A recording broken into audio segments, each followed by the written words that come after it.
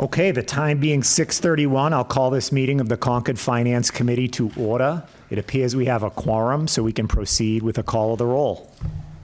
Suresh Bhatia. Peggy Briggs. Here. Kathy Quoklo. Here. Eric Dahlberg. Yeah. John Groffalo. Here. Pat Geyer. She will be on. She might be having trouble zooming in. I know she was going to zoom in tonight. Oh, here you go. Greg Gariella. Here. Me, I'm Don Kupka. Lindsay Liss. Here. Dee Ordner. Here. Carlin Reed. Present. Paul Rodriguez. Quasi Swadruzaman. Sri Tukul.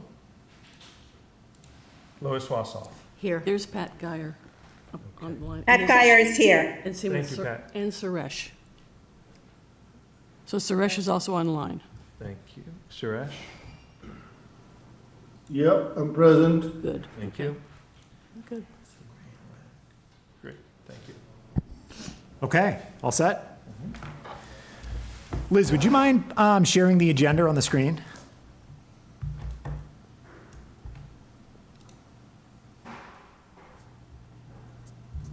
Is coming up, it's loading. Here we go. Okay, and while you do that, we can proceed to public comment. Anybody in the room like to offer public comment for any items not on the agenda? Seeing no one, anyone online?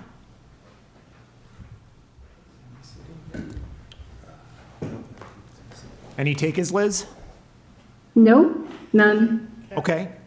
And we'll invite public comment on our agenda items as we go. We'll move forward to liaison updates. And Liz, since we're still getting our bearings with our new liaison updates, would you mind toggling to the next page where we've got them listed, our liaison assignments? Yep.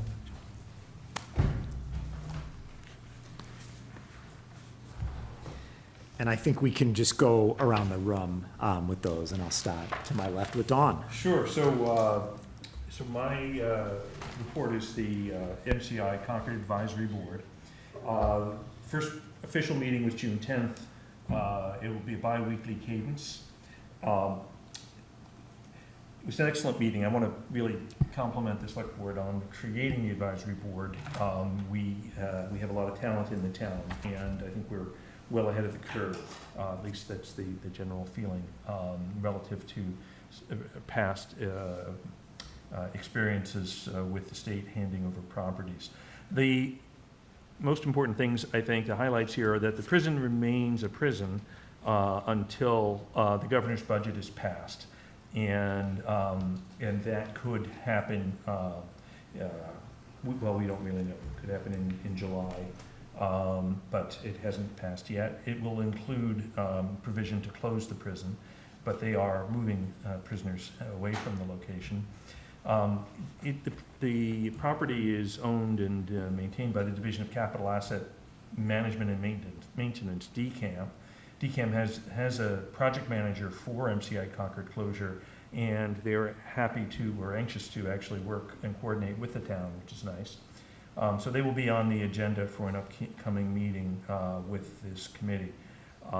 They are also proceeding with a phase 1 environmental study for the site.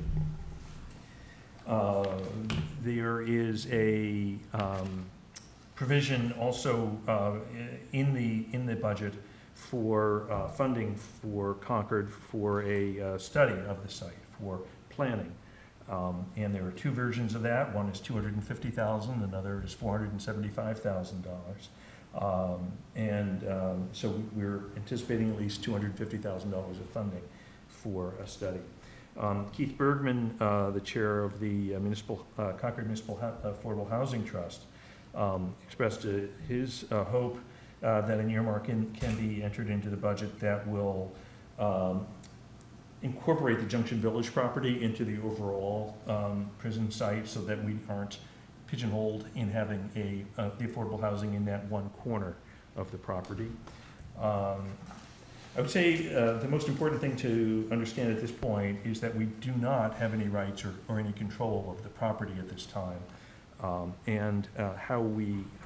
So I think job one is figuring out how we obtained best position, if you will, optionality here, while we figure out what the best uses of the site are.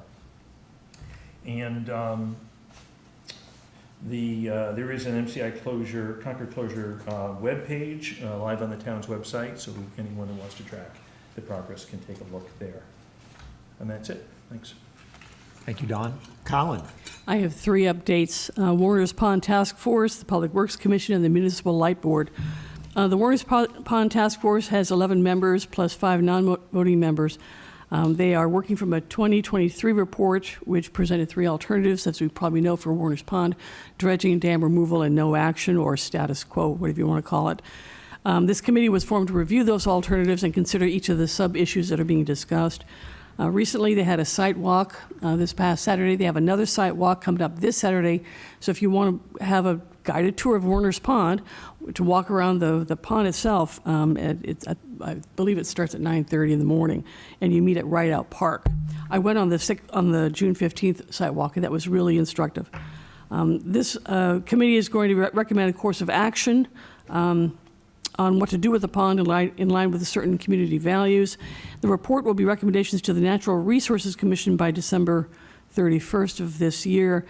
And then I presume that the Natural Resources Commission will then review those recommendations, and they might bring a warrant article to town meeting in 2025, but I haven't really heard a lot about that particular piece. Now, right now in that whole process, they've had discussions, pretty thorough discussions, about dam removal and about dredging, but not about the status quo option. And my personal opinion right now is, unless they explore the status quo option, they haven't really done the full 3-parameter job. And I think that's going to be the focus of their next meeting, is what happens if they do nothing right now. Okay, that's Warner's Pond. Public Works Commission, they went through their top priorities for this coming year. The Stormwater Enterprise Fund rates are going to be set. The Public Works Commission enterprise budgets of water, sewer, and solid waste funds will be discussed. And they noted that the enterprise budget books, although they've submitted their materials, the enterprise budget books are not yet on the town's webpage. This is from past year, so we're behind on that, or someone's behind on that. Another priority is the roads program. They're expecting to bring a Tier 3 warrant article, that's more than $2 million, to town meeting this year. They haven't set a dollar amount yet, but they'll be talking about that. And I know that the chair of that committee was looking for our time frame to find out when the public hearings would be, and may want to have a discussion with the FinCom before they actually come to us for town meeting to talk about that large warrant article. The solid waste recycling program, starting October 1, we're going to change how we toss out our trash and recycling. We're going to go to, the Public Works Commission voted on this, we're going to go to single stream, which means you put the paper and the plastic together in one big bucket. We're all going to be getting new buckets, because it's going to be an automated system where the truck comes up and then puts its arms through the bucket, lifts it up and dumps it in. Yeah. So everybody has to get a new bucket. And they're With wheels? with wheels, yes, you would wheel them out. The recycling bins are going to be 96 gallons, and the trash ones will be 35 gallons. So there'll be 2 different sizes. They may have a smaller recycling bin at some point, but that's right now they're going with those 2 sizes. This program is going to start October 1. Yes, the rates are going to go up. Right now, to pay for recycling and trash, it's about $458 a year. That'll go up to about $490 for that. And this is intended to make the solid waste fund itself self-supportive. Right now, it's at an $80,000 level. That's what they have in the fund right now, this enterprise fund. And this will kick it up from $80,000 to $210,000. So it will actually generate extra revenue for the solid waste recycling fund. 2 other priorities Public Works has is dealing with the White Pond neighborhood. There's some issues going on there.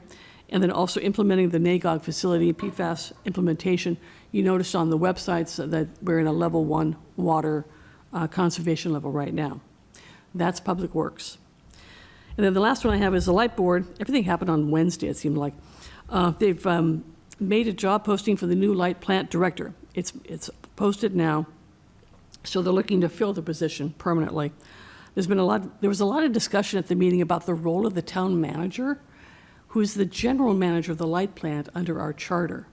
But the light plant director really is the chief operations officer. So they were talking about how that role is played out. Light Board said they've installed 65% of the new residential electric meters to date.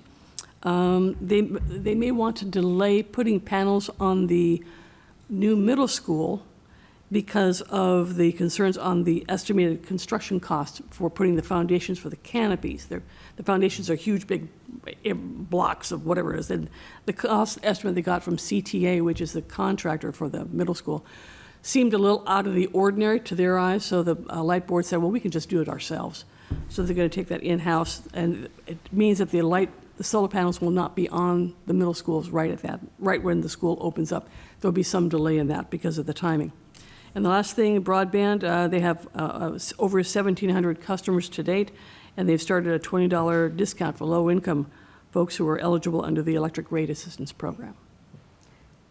That's So it. I just have one question. Yep. With regards to the light plant taking over the work that was going to be at the school, will that decrease the cost, the total cost of the school? There are two buckets here. One is the construction cost for the school itself. The other is what the light plant, through its ratepayers funding. What they were going to do? What they're going to do. Okay, And this they is were being, going to do this is going to be that. completely All funded by right. the light plant. Okay. But it will reduce those costs. And what happens is Yeah. instead of the light board, the light board, essentially, the light plant contracting with CTAA, who then subcontracts it out, the light plant will deal directly with the subcontractor, who they know and they're comfortable dealing with. So they'll Okay. Okay. eliminate part of that middle step. Okay. Dee, any updates? Yep, schools. And there were 2 meetings this month, and Pat Geyer and I we each attended one of the meetings. The first meeting, and I'll speak first and then Pat will continue. The first meeting was truly a year-end wrap-up, and all of the principals or heads of the schools came and spoke to the board. And my big takeaway from the evening was that the 3 elementary schools, apparently a long time ago, they each had their own agenda and each taught their own way and things like that. And one of the board members got up and said, or didn't get up, but said that she was moving from one house to another in the town and was really concerned about the school, whether the child would be able to, fit in and have this continuation. Anyway, so they I guess, stayed in the same school district. But what these 3 principals have done is really strong communication across the 3, so that the curricula is the same.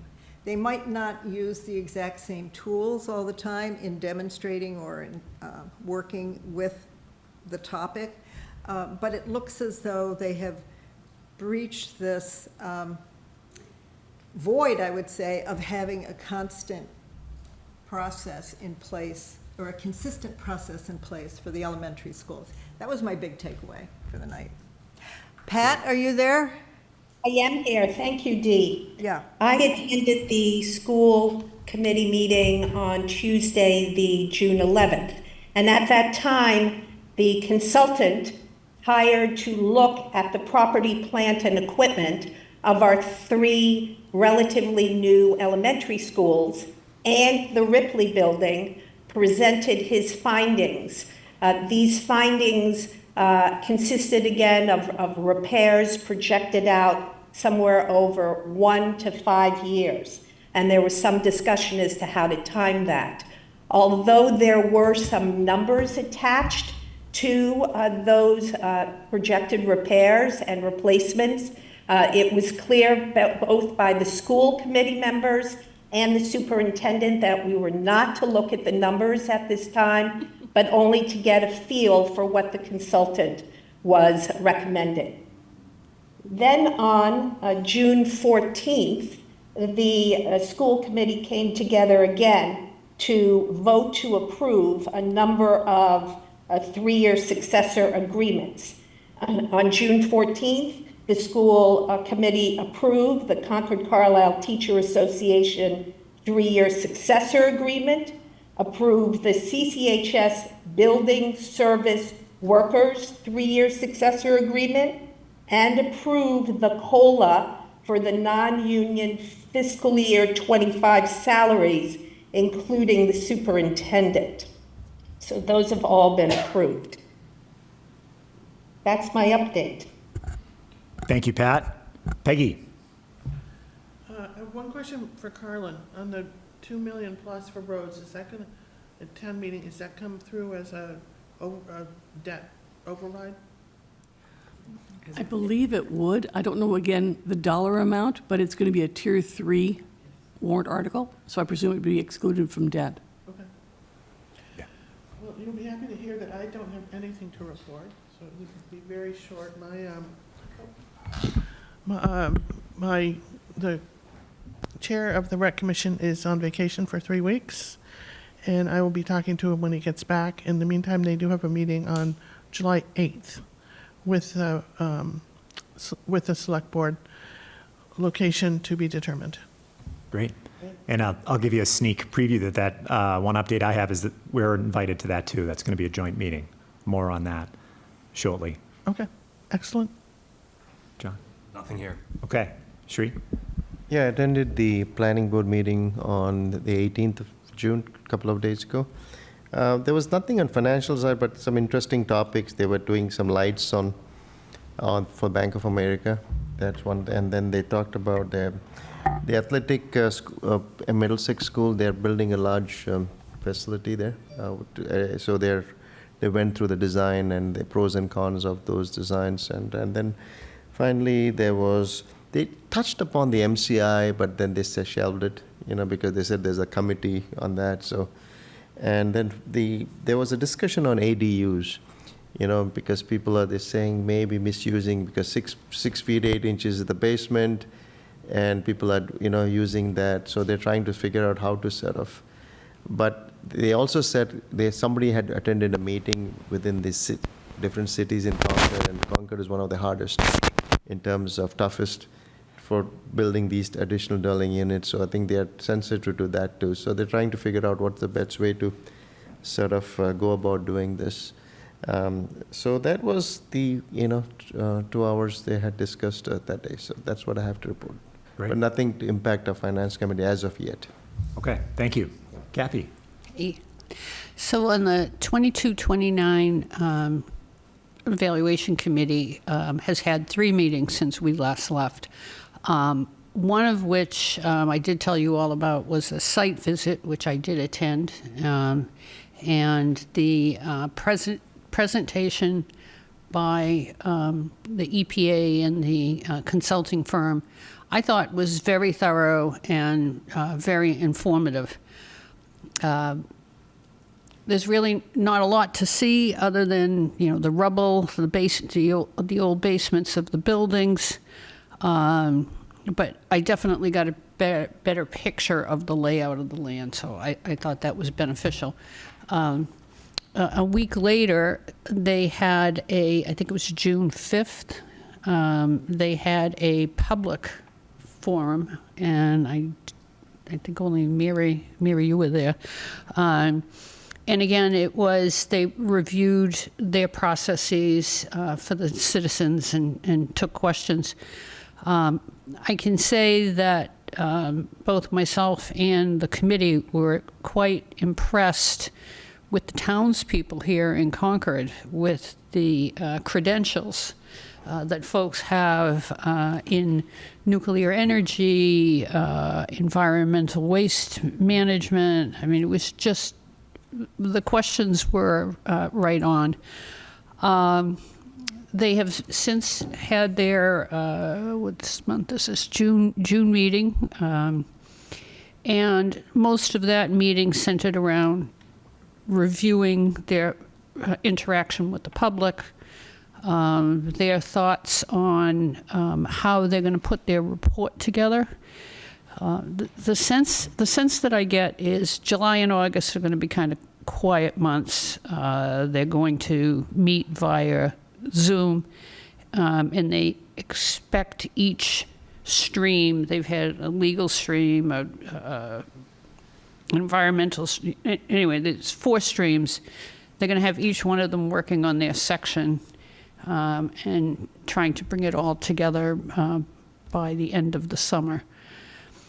For us, and I did talk to you, Eric, I have seen a set of slides that they put together in April where they've come up with a number of scenarios of, if the town buys the land, should it be for these 3 purposes? If they don't, what would the possible takers be? I have asked the chair, Paul, to come to our, you said August meeting? He will do that by Zoom if we send him the invitation. He felt that those slides that I'd like him to review for us, because they do have numbers in them as to what potentially infrastructure costs would be for the town. He felt it was too soon, but I told him since they're out there and they've been in the public, we would just like to get a peek and get his thoughts. The overall gist of all of this is that we cannot know what it's going to cost to acquire that parcel of land. My sense is that that committee would like to see the town be in the possession of it, to have control over it. But when asked, there is no way to know until you get into the negotiation process with the EPA and how some of the liens may be remediated. So it's a mouthful, but that's what's going on there. And the other committee, the CPC, I just attended my first meeting, and they seem to have been spending most of their time reviewing the legal language of the grants that have been approved. So there was no new information. Kathy, was there any discussion or any questions from the audience about liability issues, potential liability issues? On the 22, 29, oh, yeah. absolutely. Yeah. I sat through, I said there were 3 meetings. One of the meetings I sat through, a 2-hour meeting, was all on risk. Okay. A lot hinges, again, I'm giving you my lay person's summarization, but a lot hinges on what the definition of, a clean land is. The EPA has a mandate to deliver the parcel in residential standards. And that's what we all have to understand. There were some statistics that were shown that, even if you're not living on a remediated parcel, the risks of all of us getting, any one of us getting cancer is 0.333. And they projected the potential change in that, and it was like in the 5th or 6th decimal point after the 0.333. So a lot of it's going to depend on how we evaluate that risk. And the other outstanding item is they're looking into insurance. Yeah, I was going to ask about that, and also negotiating. Is there a basis for negotiating that the entity that's transferring the property keeps some of that liability if claims come up afterward? Was there any discussion about that? I haven't heard that discussion. I think the way I see it coming down is that these streams are going to summarize their work, and they've been asked by the select board, should we pursue it or should we not? Okay. My sense is that they're going to say that we should pursue it. But it's in that pursuit. There's all these unknowns until you get to the table and begin the negotiation, you don't know what you can or you cannot get in that bargaining. Okay. Okay, all right. Good. Thank you, Kathy. Lois? I just had one question. Did you have a question? No, I just want to, I want He to, wants to All right, move so on. move it along. This Quickly. is real fast. You said that there are 4 groups Yeah, I that are think working. they have 4. Is one of commi- them a finance group? I don't believe so. I don't believe so. I haven't heard anything on finance, and I have asked if they need any assistance, and at this point, they've said no. Okay. okay. Lois? So I will be brief. I went to the Concord Municipal Affordable Housing Trust meeting. Hi, Mary. Mary had to stare at my face in the corner because I kept my video off, but the picture was there. And a very interesting meeting for me. I learned by listening, and I'll learn more as I attend regularly. It was pretty new to me. Don already hit one of the highlights, which was the concern that as part of the legislative process that's going on now in Boston, we might be able to get some legislative language that gives us more flexibility what happens to the Junction Right. property, Right. which would be which I think there was a real consensus on the committee that would be hugely helpful. And there was a real sense that it would be better not to be looking at Junction Village and the repurposing of MCI as completely separate processes. They should be considered together. And the committee's doing what it can to get attention to that at the legislative level, but, there's no guarantee that'll happen. And it's very clear that the people on the committee are keeping a close eye on various projects in town, including what's going on with the CPC and coordinating closely with the CPC.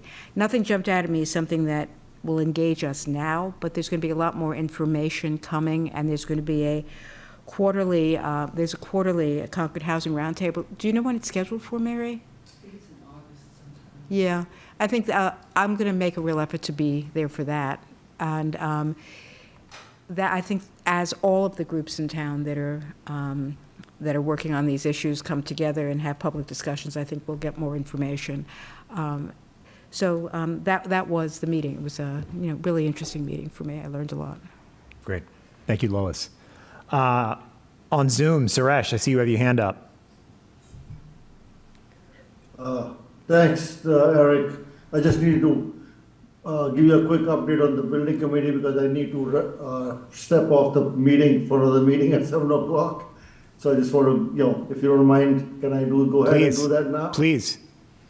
Okay. There were 2 Concord Middle School Building Committee meetings. One was on June the 6th, and the another one was this morning on June 20th. On June 6th, the meeting was held to get the committee's approval to increase the furniture, fixture, and equipment budget by about 12%. Originally, they had carried $1,365,000, and they asked for an increase of $165,018 from the contingency contingencies to be moved to that fund. So that was approved by the full committee, and subsequent to that, the bids have been released for the furniture, fixture, equipment. Bids have been released by the town. And the second meeting was this morning, so from there, nothing major to report other than this appear everything seems to be going on track. Nothing unusual as such other than what you experience in construction. So they seem to be going on strong with the construction as well as within their schedule-wise as well as for quality-wise. One thing to mention was the municipal light plan, which Carleen mentioned regarding the foundations. And I think what's going to happen is that's the municipal light plan will have their own consultant that I understand, and they are going out for a bid or do it in-house, not too really sure, but foundations will not be done by CTA because the prices came too high, like as Carleen reported, so that's the only update we have from this morning. Okay, thank you, Suresh. Greg and Lindsay, anything to add from your end? Nothing here. Nothing here. Okay. From my end, quickly, a few updates. First, the select board. I mentioned it. The select board's invited us to a joint meeting on Monday, July 8th to discuss the recreation budget.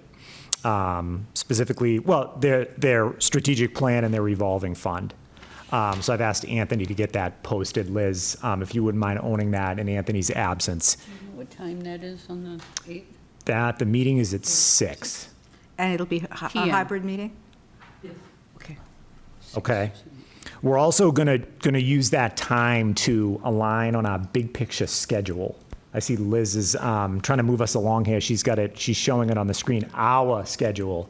The select board also are working on a draft schedule, and we're gonna get together to get them in sync. We also got some good input from the school committee on it. So we'll incorporate ideally all of that feedback. Other select board updates, they've selected a date for annual town meeting 2025. It's going to be Monday, June 2nd, which is significantly later than the date this past year. So more to come on that because that affects the schedule we've been working on.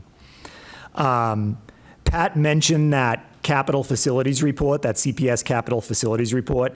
I saw a summary of that, and I've invited, I was in touch with the chair of the school committee, Carrie Rankin. I invited her to attend a future meeting and walk us through the report and the details behind it. So that's a select board. Concord 250th, their executive committee is meeting right now, tonight, to take a look at their final budget.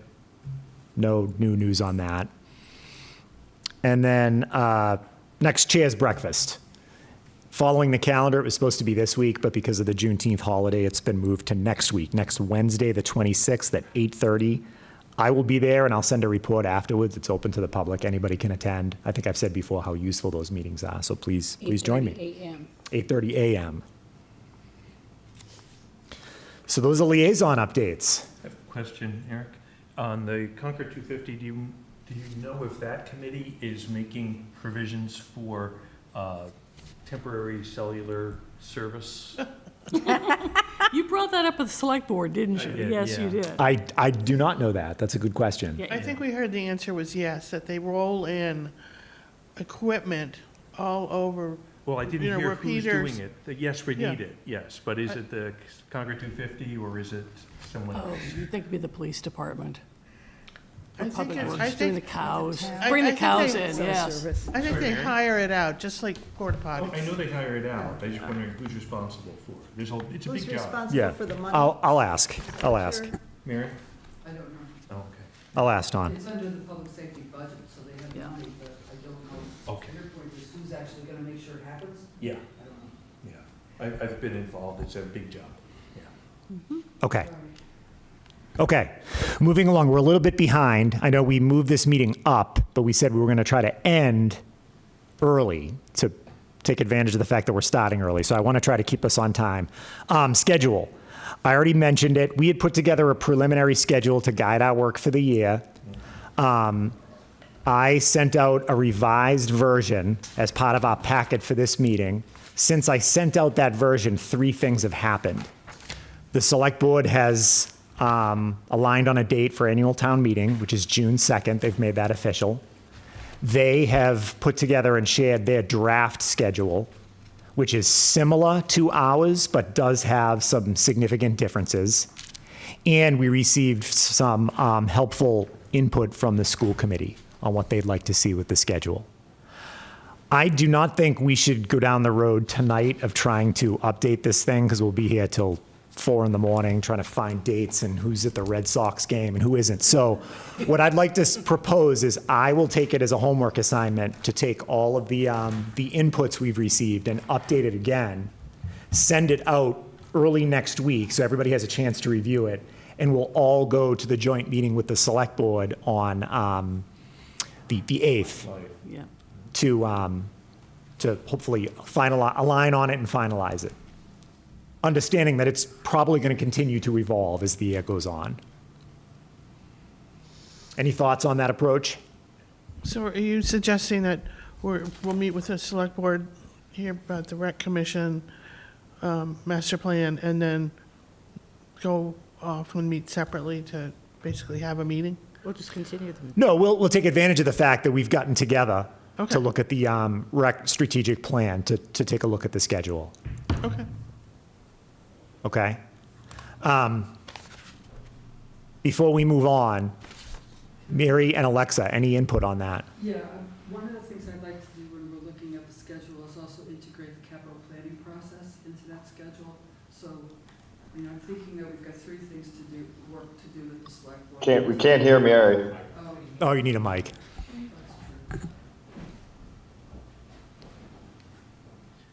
Can you hear me now? Yes, thank you. Thank you, Greg. Mary Hartman. Anyway, 3 things I'd like to do the night of July 8th. One would be to look at the rec strategic plan and the rec fund, the recreation revolving account fund. The second thing I'd like to do is to look at the schedule and integrate that with your guideline schedule and also integrate it with the capital planning process. And then third, I'd like to have a conversation on revenue generating opportunities and what that means across the entire all of the boards and committees, including the planning board, and just get our feedback as far as where do we see opportunities. Okay? Great. Thank you. Alexa, Yeah, so thank you guys for having me. One of the things that I wanted to talk about, or the main thing that I wanted to talk to you guys about, I've talked about this with Eric already, is when the school committee provides you guys which information and how you use it. So one of the things that we've noticed is that we generally get a memo from you guys over the summer. It's a packet of data requests. Though that data is generally due back to you guys. Sometimes it's as early as late September, sometimes it's been mid-October. I think this feedback has been given a couple times, which is that those first 6 weeks of school are really labor intensive for our admin department, whether that's the superintendent or our building-based administrators. And when we're looking at our budgetary requests, because we do zero-based budgeting, the team that does that is the superintendent, Mr. Conry, and then all the building-based folks, because they know where the needs are. So if we want to continue successfully with zero-based budgeting, which I think everyone agrees has been fairly successful in keeping budgets reasonable, that we want to continue that process. So, however, when you think about all these kids coming back to school in September, we're in those first 6 weeks, we're at the school district, especially those building-based folks, are really ascertaining what do these new kids who are coming into our building need. Have some of our kids outgrown their interventions, and we can sort of phase them back into like gen ed. And what kids are coming back with, like, oh my gosh, is this summer learning loss, or have we developed into are there some students that have developed into having some more significant needs? So those assessments are really very labor intensive and take a lot of time of our building-based administrators. So what we've noticed is our first piece of feedback is, yikes, the confluence of these two things where you're asking for all of this financial data for the upcoming year while we're still, like, we don't even know what these kids need yet, is like kind of a perfect storm of not being that great, because I think two things happen. One, we're pulling our staff that really should be focused on kids, like in a very like real way in those first 4 weeks. And when we are giving you data, like, it's kind of crummy data because we don't really know yet what the population for the upcoming year is going to need. So, so it's tricky. So that's sort of part one, and you guys have all received that feedback in the last couple of years. But then when I sort of look at what you guys are asking for in that timetable, And I think about when you really are going to utilize that data. To me, I see your work as your first order of business from like now until Thanksgiving, being really focused on, hey, what's our guideline going to be, right? And you guys use all kinds of CBO data, national metrics, and that kind of stuff. I just don't have an understanding of whether you also use that data that we're providing you in September and October. To me, and I might be wrong, and this is what I'm sort of throwing out to all of you guys, the data that you guys are asking for in September and October, with like our homework being due in that time frame, is really what I see as being the necessary data for you guys to evaluate in like January, February, and March, whether or not you might support our budget, vis-a-vis your guideline. So I guess my question to you all is, given that timing is kind of crummy for the schools, and I can't really, in watching your meetings, I can't see you guys talking about the data that we give you in that early time frame. So I was wondering, is there a possibility to not necessarily reduce the scope of what you're asking for, but having us give it to you at a later date, which will ensure that our administrators can kind of focus on what they should be doing? You're going to get better data. And then I also find, too, we sort of represent it to you later anyway. So is it even like a good use of your time to be hearing it twice? I don't know. So those were just sort of my big questions that I thought would be interesting to chat about. Thank you.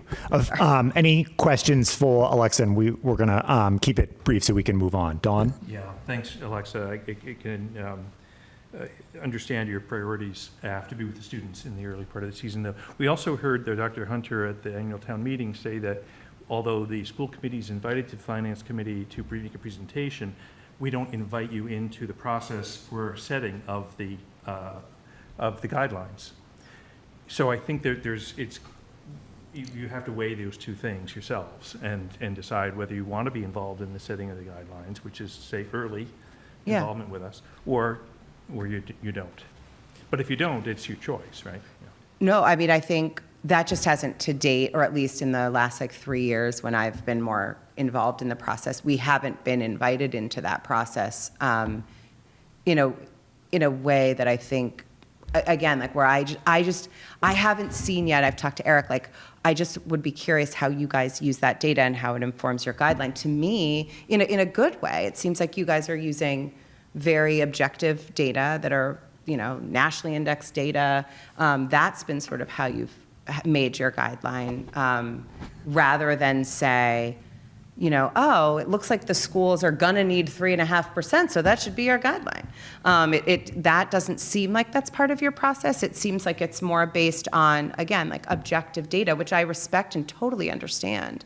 That makes a lot of intellectual sense to me, how you're arriving at the guideline. It just doesn't seem like, and again, maybe I'm wrong or haven't, but it doesn't seem like it seems like you've relied more heavily in recent years on the national data rather than synthesizing our, own data in there. Okay. Lois? It's true, in the very early part of the process, we do focus on that kind of objectively available data. And I think that's useful. But in the last couple of years, part of what we've done is we've looked at a range.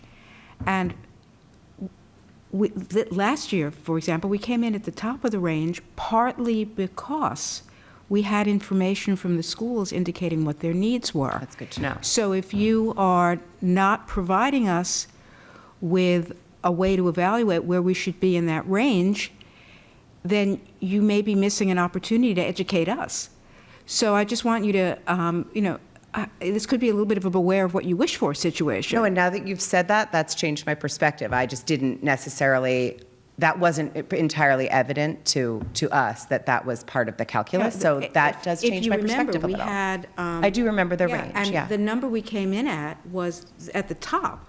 Now, if we didn't have an understanding, a preview from the schools about what you thought your level of need was going to be, understanding that it was preliminary because you were still compiling information, No, and what you just said is incredibly valuable because that wasn't, again, I don't think we fully understood that. So that's immensely helpful, Lois. Yeah, so I think we should be able to work with each other to manage this. I understand completely and sympathize with the temporal difficulties created by all the other demands on the limited resources that you have. Yeah. Perfectly understand. We're all operating against other deadlines.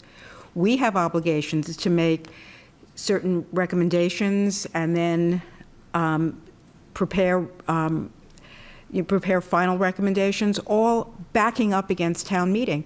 It's great the select board pushed town meeting back a couple of weeks. That may give us all a little bit more breathing room this year, so we'll see how that evolves. But just keep that in mind. I don't think you want to check out. No, and again, now that I've heard that does dramatically change my perspective on it. I don't think we had a full understanding of how you guys were using that data. It just wasn't, I don't think, explicit from the conversations that we were able to watch. I don't, well, I'm going to stop talking because I know Eric wants to move us along, but, I'm sure we can work through this. Totally. Yeah. That's great. That's extremely helpful, really. Awesome. Okay, any other questions for Alexa? I do want to move I on. don't have a question, but I do have a comment, a real quick comment, which is, I think this is a really opportune year to be looking at things over a longer time frame, since we're not going to have town meeting until June. We could look at it as just a one-off. We could look at it as this a new model that the town could be looking at? Because I believe that the town, I have heard Carrie say, they don't have numbers really early on either. It's exactly true. And so, maybe this is an opportunity for us as we're going along and taking a little bit more time, stretching things out if we can, unless we have some sort of old deadline that we have to make. But I think that this is a good opportunity. Yeah, I do too. We do. This year we can bake in more time for the request, and we can also take a look at the content of the request, to your point. The last thing I think any of us want to do is just request numbers and have them sit on a shelf. I guess We so want it to maybe be just, useful. or maybe we could parse. I like your use of, you assigned yourself homework. I like that use of the word homework. Maybe we can parse out into 2 asks or something, again, your purview to do it, but really look at a more streamlined request early and then a bigger request later. I don't know. I mean, there's a lot we could do, but again, it should be Or a higher level iterative. request Yeah. early, and then more specifics Yeah. later when you have the data. Yeah, I don't know. Okay. But again, I think All right. the point is we're open to talking about that with you, like Dee said, and just figuring out a way to do it that makes great sense for everybody, that's still getting you what you need. And I think there's this strong desire to give you guys the best information we can. And when you're passing along information that isn't fully baked, it doesn't always feel great for us. And so, if we can, I don't know. There's, I think, a million different ways we can do it, but the important part is that we're talking about it. So Okay. Well, I appreciate think that. this will Peggy. be very interesting to see how this works. I know historically there was resistance to pushing town meeting later. There was a lot of push to move it later, but it puts the administration and the schools in a position of not knowing what their budget's going to be That's right. until the real last minute Yeah. for the fiscal year. Yeah. And if the town and schools find that they can operate under that, this process, that could be really interesting and helpful. That's a good point. Okay. Thank you. Sure. Thank you, Alexa. Okay, and some of that conversation applies to the next big topic we're going to get into, which is the guideline process itself. I also wanted to take a look at our revised goals. Thanks, Liz.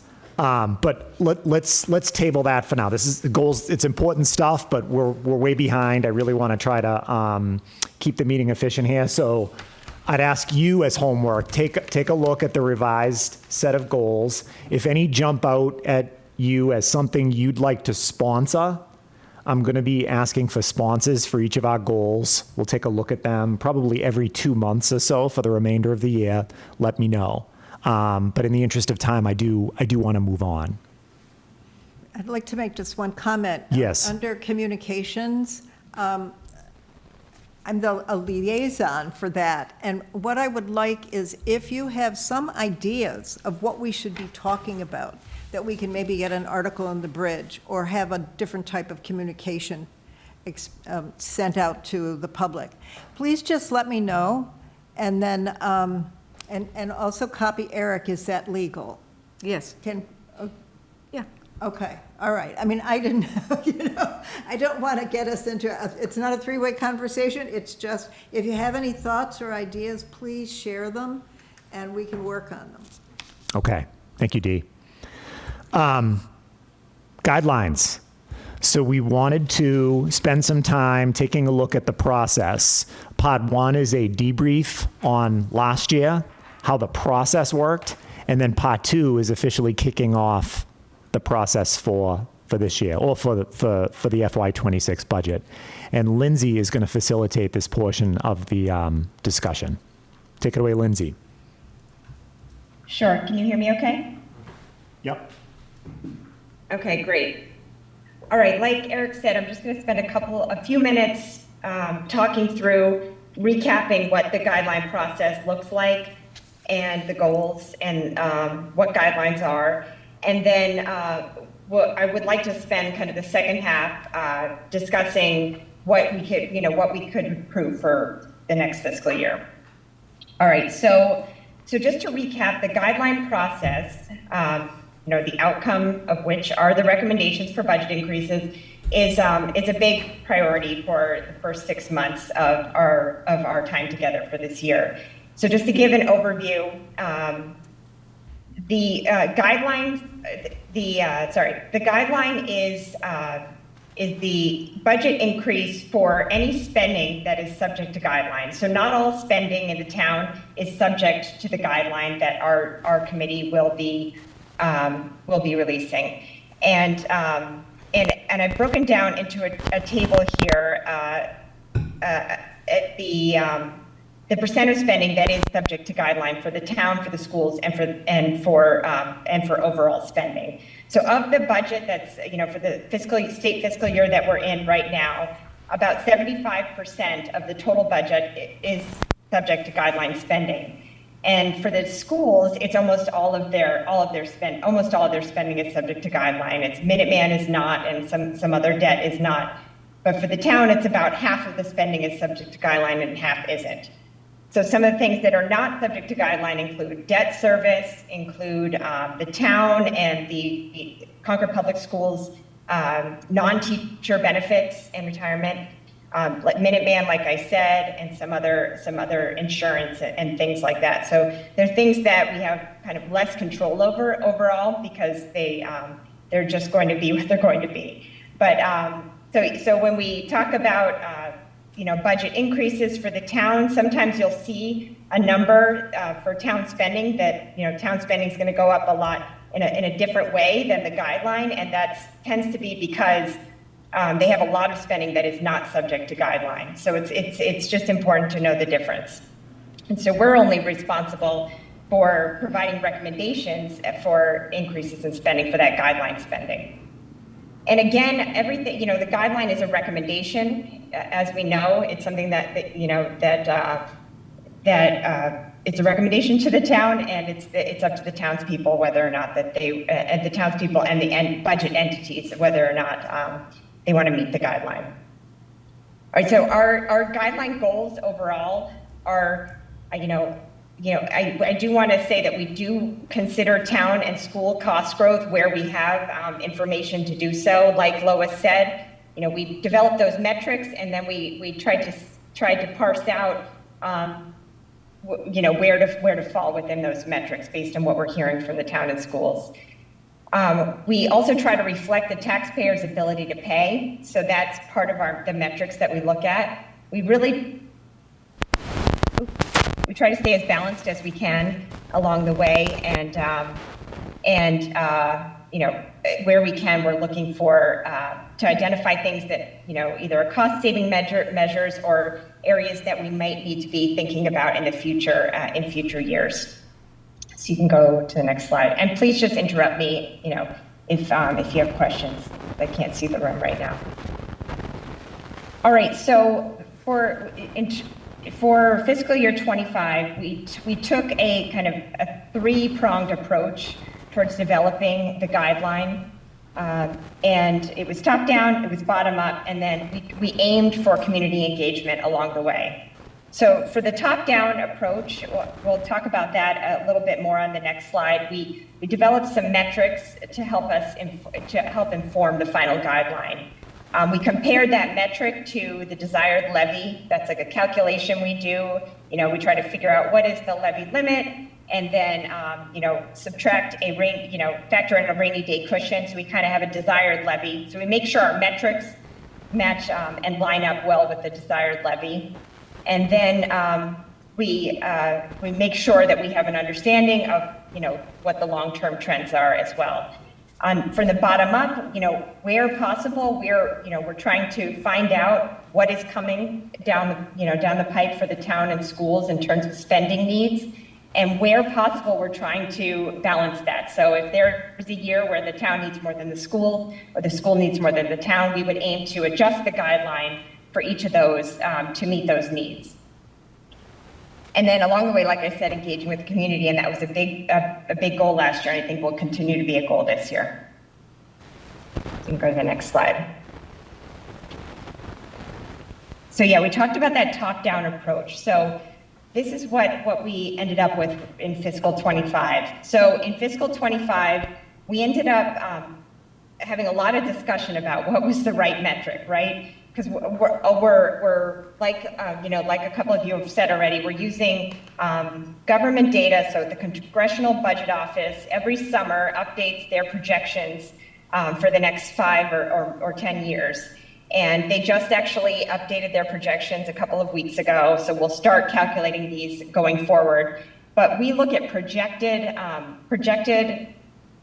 increases in personal income growth, in personal income, both real and nominal. So with inflation factored in and net of inflation or gross, without inflation factored in, and then real personal income growth once inflation is factored in. And then we also look at projected inflation for goods and services, projected inflation for employee wages. And we kind of look at all those things together to get a sense of what is coming in the next fiscal year in terms of real costs and pressures there that are on the budgets, and then our ability to kind of absorb those costs with our income growth. So what we found last year is that, projected real income personal growth per capita was projected at 1%, nominal 3.35%, and then inflation relevant to Concord school and town expenses at 3.66%. So that 3.66 is a blended rate of, employment cost increases that were projected and goods and services cost increases. And most of our expenses are those employment costs, so that's the bulk of that increase. So these are the metrics that we all aligned on last year as, to inform the range that we should expect our final guideline to come within. And just one last note on that slide is that last bullet, that metrics are not guidelines. They're just a tool that we're using to help inform the final guideline. All right, so, and then just this final, recap of fiscal 25. So we came in, we've been there's been a few numbers thrown about here, but the final guideline for the town and schools overall in fiscal 2025 was 3.66%. And it ended up being 3.26% for all of the operating units, so the operating part of the town, the Concord Public Schools, and for CCRSD. And those were equal because we aligned that we couldn't get a sense of where the needs were greater, the town or the school. We just didn't get that sense in the fall that there was one that had a greater need than the other. So we ended up lining those up even across the board. And then for tier 1 capital for the town, which was still lagging based on big cuts that were made during the pandemic years, we gave them a bit of a catch up last year for that tier 1 capital because it's included in town guideline spending, and give $2 million to the town for tier 1 capital, which means that for the 3.66% ends up being more for, for that tier one capital. That was something like a 20%, 26% increase or something, but that was, it's on small numbers. And then the rest, the operating units each got 3.26%, and then the overall was 3.66. All right. So any questions about that? Colin? Lindsay, I have an observation. Just at a very high level, the guidelines, the final guidelines that we set were such that CPS and the town met them. And the regional high school came within $125,000 of meeting them. That's not too far off. Do you think going forward you're going to be using the same type of metrics as a starting point? I would say that's up to this group, and I think we'll discuss that over the next couple of months. It's absolutely up to this group. The reason we've aligned on using the metrics that we have is that it's kind of the best information that we have projecting forward growth in expenses and growth in income. So if we feel that there's a better way to project forward what the needs what one could reasonably say the needs are from a top-down approach, then I'm all ears. Any other questions from the members of the committee before we go to the public? Okay, public comment on the guideline. We've got one, Pat Oh, Pat, sorry. That's okay, thank you. Lindsay, you had mentioned that you were looking at a balanced approach. And again, I'm new, so I pardon my misinformation or misunderstanding. How are we going to address the side of the equation of our residents themselves, who clearly, have the burden through property taxes on this? So how do we assess the burden on them? So as part of the metrics, on that prior slide, if you want to go back to that, the first two metrics on that slide are really to address ability to pay, right? So that yellow and that orange bar are projected real and projected nominal personal income growth per capita for the state fiscal year 2025. So we took the Congressional Budget Office projections, we translated them to our own state fiscal year calendar, and this is the projection of ability to pay. So it says that on average, people will see an increase in their wages of 3.35% in fiscal year 25. On a real basis, after you remove inflation, it's a 1% real increase. So those two metrics are supposed to factor in ability to pay. Plus, we want to hear from residents and that's, in these types of meetings as to what they're feeling they can handle. Thank you. Okay, public comment here in the room. Mary. Thank you, Lindsay. You didn't go to the slide where it said you're looking for ideas for improvement, and you've probably talked about Yes, this so already. that's the next piece, though. Are you gonna I talk wanted about to that? kind of pause here. Oh, okay, then I'll wait. Okay, all right. Any other questions about fiscal year 25 and the process? No more questions in the room. Okay, great. Right, so the second half of, this guideline discussion is a look back at, what this group and the attendees of this meeting think went well. And we're talking here about the process. We're not talking about the outcome as much, so because we really want to focus on how can we improve the process for fiscal year 26. So let's talk about what we think went well. And so that's why you see a couple blank bullets here. I want to kind of have a discussion and fill these things in. And then, what didn't go well? And then what are your initial ideas for improvement? And I just want to state that this is kind of the kickoff of this discussion, and the next couple of months are going to be really focused on developing what we're going to do for this year, so we have some time, so don't feel put on the spot here. But I wanted to kind of open the floor and get some thoughts. So does anyone want to kick us off? Don. Lindsay, this is Don. Under thoughts for improvement. I wonder, do you think there'd be any benefit in adding another lens to this? I love the process. I think that it is the right process, but it does, we don't see it through the eyes of the individual. So to add another, to personalize it in some sense, to break it down to an average household or an average taxpayer, and also similarly, I think within the school budget input, to get the that input of the average student. In other words, what it is that Concord spends per student would be, and how that is how that is changing under this guideline. Right, so kind of take it down to the individual level wherever possible. Yep. to make it easier to digest. Right. Yep. Same information, just seen two different ways. Sure. Colin?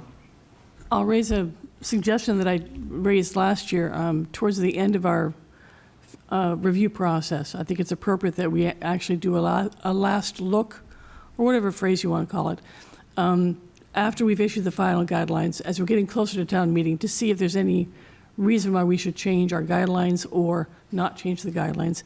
We didn't even consider that at the last year, and that kind of bothered me. I'm hoping we'll do that this year, and that's my recommendation for this.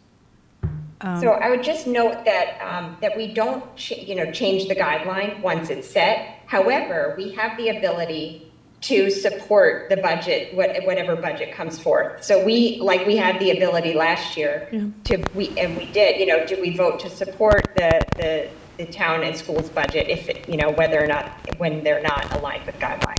That's absolutely right, but we didn't even take that consideration. No, we did.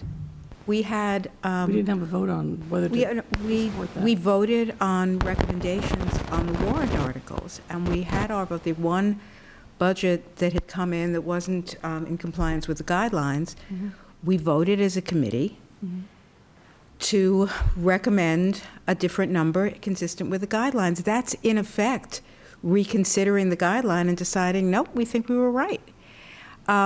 We could have voted differently. We might next year, and decided to recommend affirmative action on a warrant article that exceeded guidelines, and that would have the effect, the impact of proposing a different guideline. But we're not changing the guidelines. I don't think that's appropriate, Carlin. The guidelines are final guidelines because they're finalized at a certain point. They're a recommendation. And then we do, as a committee, get an opportunity to rethink it and come to different conclusions as we consider all the warrant articles. So we can defer this discussion to a later time. It's not a discussion for now, but I do disagree with you. I don't think that's appropriate.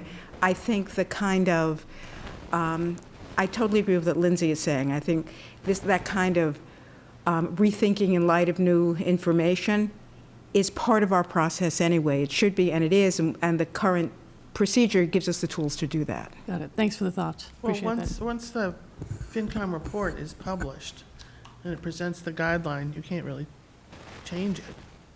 But we can certainly vote on a different number. Well, the FinCom report doesn't present the guideline. The FinCom report reports on what the guideline was. But at that point, the budgets have all been finalized after the guidelines. The budgets are reflected in the warrant articles. Our view is reflected in our recommendations on the financial articles. So the process is the same, Peggy, but we're not, it doesn't have us with.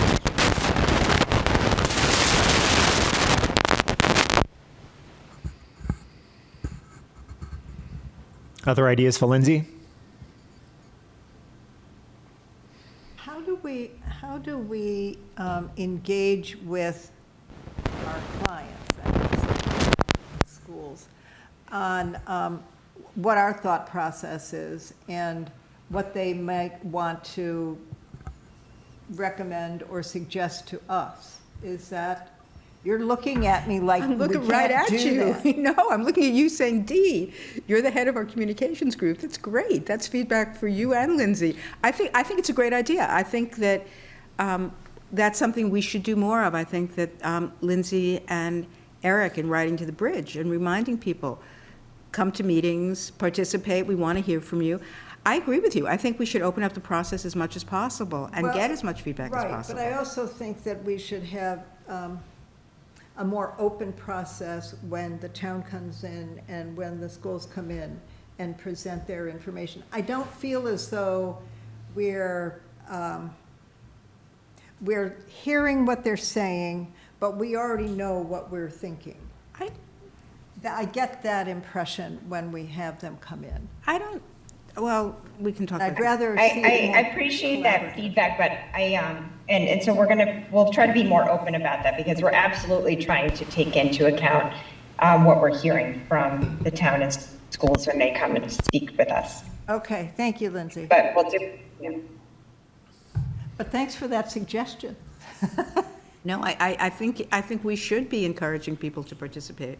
We may ultimately beware of what we've wished for, as I said to Alexa, but I think it's important. People should see what's going on under the surface. They should understand how fast the duck is paddling. Okay, Lindsay, I defer to you, would now be appropriate for public comment on the process? Yes, that would be great. Okay. Mary, you wanted to share? Yeah, I would just like to emphasize the Tier 1 capital, the way that you handle Tier 1 capital, because that is very, very confusing, hard to explain to people. You know, we said we gave one guideline for all the operating, but the town came in higher because they had Tier 1, but the school did too, but no, they don't. It was just a mess. So I know that's one of your goals, so the fact that you can get that consistent between all three would be great. And I know, and that's something that it is up to Anthony to kind of, was going to take that on, and how to, treating Tier 1 capital the same across town and schools, I think was something he wanted to take on. Good. But I don't think that's in our purview.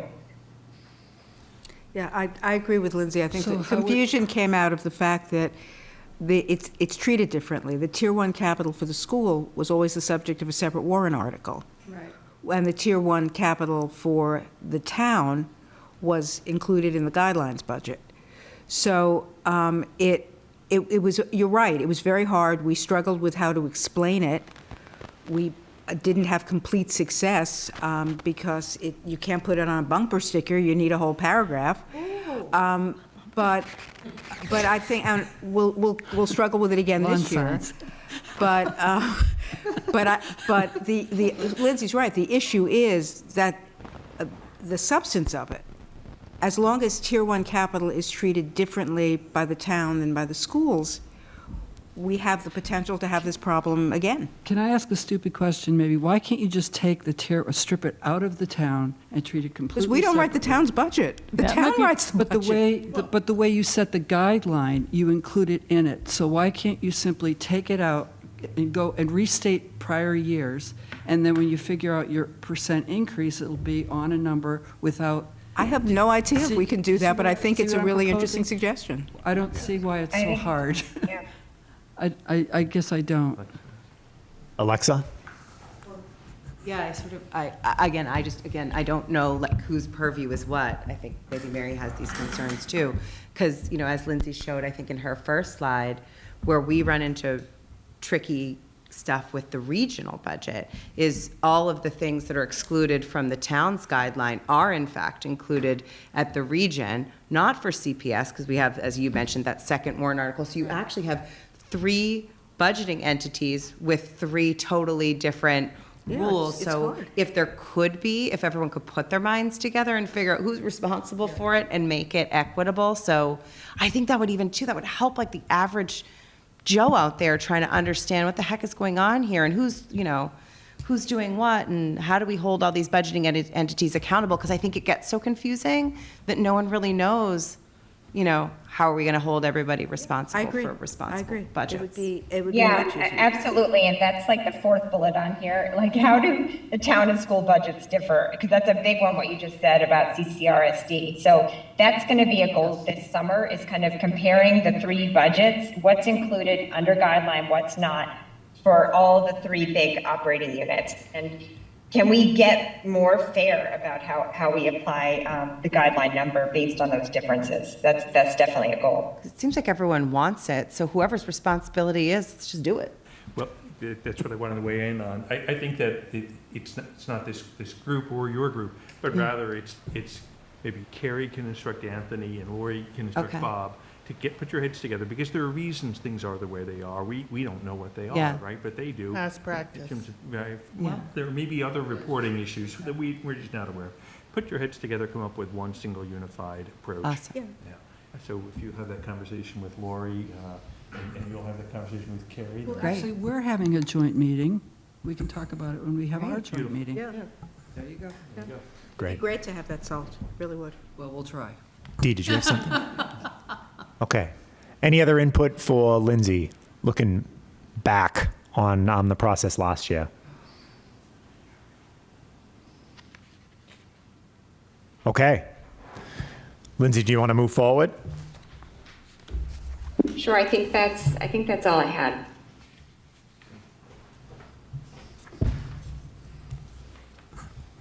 Okay. Good discussion.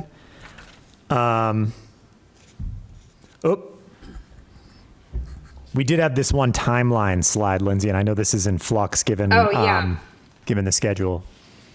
Yeah, and I think that's why I skipped that one.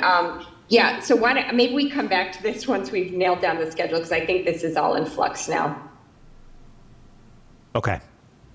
Can I ask a question? Sure. I'm trying to remember, is there some kind of requirement, a timing requirement for us to get our guidelines out? Yes. And where is it? Is it set by charter or is it set by our policies? Lois, do you know what that is?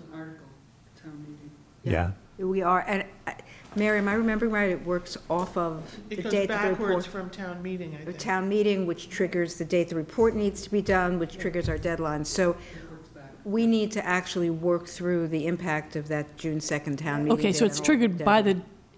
it doesn't say in the charter you have to have it by the third week of November, for No, example. it says Okay, so many it weeks fluctuates. Got it. before another triggering event.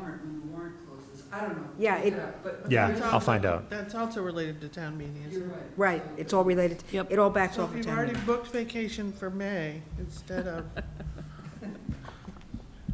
Yeah, you're out of it. I'll find out. I'll take that action item. I have the documents.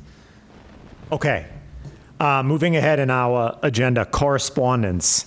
In our packets is just reproductions of emails that I sent either in follow-up to our last meeting or in preview to this meeting. So I'm not aware of any new correspondence.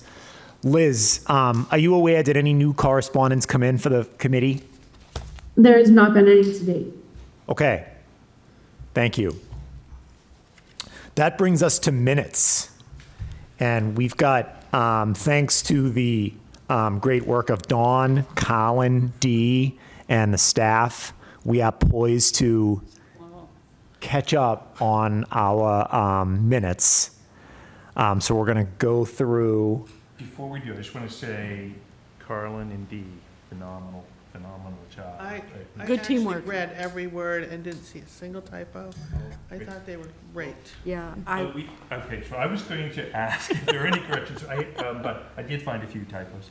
But they're only in the spelling of names. Yeah. And Yes. so, Yeah. in the motion, unless there is any substantive correction, I'd like to entertain a motion for the approval of minutes of March 7th, 21 and 28, April 25 and 30, May 1 and 23, with corrections for misspelled names where appropriate. and a couple of missing zeros and numbers. Those were the only ones I found. There, literally, I never found anything other than a typo. And Zeros and numbers. yeah, there was where Off by it said 100, comma 00 instead of the third. A couple, I circled them. I'll send them to you. Could you also send them to me so I can, Right. Put 'em yeah, all they're in. Okay. Very, very tiny little typo. do you have- was Second it, that motion. do you happen to know which particular one? I'll talk to you after. about I'll send Okay, you. Yeah. Make that motion. Okay. Okay, Do we have a second? Second. So that was Peggy and then Dee. Yeah. Okay. Do we have to do roll call? We do need a roll call, yeah, because we have hybrid. So hold on, I have a votes list here. So, Suresh, you still here? I think he may have. He dropped. Long dropped. Peggy, Yes. Kathy Quoco. Yes, there's one meeting I did not attend, and that was March. You can vote on Okay, fine. minutes to a Yes. meeting that you weren't at. I don't know why that is, but Approved. Robert's rule says you can. Eric. Yes. Delbert, yes. John Ruffalo. Yes. Pat Guyer. Yes. Greg Cariello. Yes. Me, Don Pepka, I'm a yes. Lindsay Liss. Yes. Dee Ortner. Yes. Carolyn Mead. Aye. And who else is present? Sri Chuko. Abstain, I was not there. Very good. And Lois. Lois Wassall. Yes. Thank you. So that was 11 yes, 1 abstention, all right? Count up the yeses. So I've got 1, 2, I'm missing 1 person. 2 people are on. While he's doing that, Eric, I was just curious if free cash got. Was it That's 12? supposed to get certified in June? We heard anything on that? 1 abstention makes 12. So we have 2 people missing, so. All set? Yeah. Okay. Liz, I don't know if you caught Peggy's question. Was free cash certified? Yes, it was certified in April. On April 10th, it was certified. The general fund's free cash was $9,820,395. And the enterprise fund of the PD center was $4,359,141. Okay. I could Okay. forward that off to all you folks after this. Thank you. Okay. Before we wrap up with action items, I neglected to go to the Zoom to see if anybody had any public comment. I can't see if there are other folks in attendance. Liz, did anybody raise their hand, or is there anybody on the Zoom who wishes to offer public comment? Nobody has raised their hand. Okay. With that, I'll quickly recap our action items. I captured a few. Dawn asked about providing temporary cell service during the Concord 250th festivities. I will take that on as the liaison to Concord 250th. I'll let you know. Goals. I ask everybody to take a look at the revised set of goals. Let me know if you'd like to serve as a sponsor for any one of those. We'll take a closer look at the updated list and the list of sponsors at our next meeting. Guideline deadline. I will look at our documentation to see when officially we're on the hook to deliver the guideline ahead of town meeting. Our next meeting. We've added a meeting on Monday, July 8th, a joint meeting with the Select Board. I've asked Anthony to get that posted. Liz, I'd ask you to follow up on that in Anthony's absence. Absolutely. And then the schedule. I will take a crack at revising the schedule to incorporate the feedback we got from the school committee, as well as from the Select Board through their own schedule, as well as from the staff. Anthony had some thoughts on the schedule. And I will circulate a revised version early next week. You can probably rely on the town moderator for the, what has to be done. Due dates, yeah. So many days before town meeting or the warrant being posted, et cetera, et cetera. Okay. That's right. Thank you. With that, I will entertain a motion to adjourn. So moved. Second. All in favor? All in favor? Aye. Aye. We're adjourned. Congratulations. Nice catch up. 7:55.